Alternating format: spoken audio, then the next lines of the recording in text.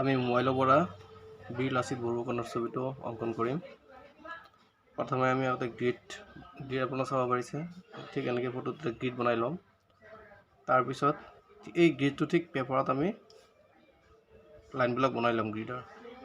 তাৰপিছত ফটোটো আমি য'ত কি যি লোকেশ্যন আছে সেই অনুপাতে আমি গ্ৰিডত ইয়াৰ যি আউটলাইন হ'ব সেই আউটলাইনটো আমি আঁকিবলৈ চেষ্টা কৰিম।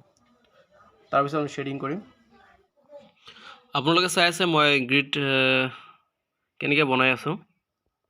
আৰু গ্ৰিড বনাবৰ কাৰণে এটা এপছ পোৱা যায়, আৰু এপছৰ লিংকটো মই ডিছক্ৰিপশ্যন দি দিছোঁ।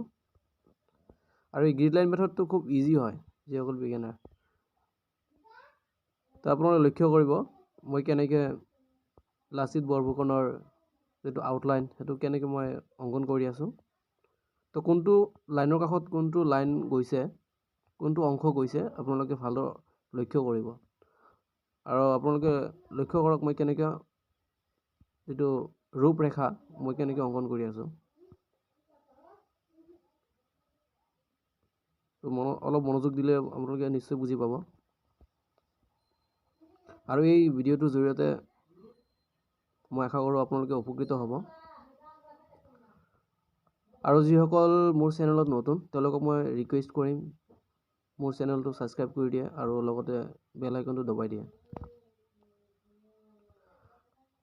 আৰু মই ভিডিঅ'টো প্ৰথমে আউটলাইনটো বনাইছোঁ, অৰ্থাৎ A to Z ভিডিঅ'টো মই দিবৰ কাৰণে চেষ্টা কৰিছোঁ। আউটলাইনটো বনোৱাৰ পিছত মই শ্বেডিং কৰিছোঁ। শ্বেডিং কেনেকৈ কৰিছোঁ সেইখিনি আপোনালোকে ইয়াৰ পৰা শিকিব পাৰিব বুলি মই আশা কৰিছোঁ।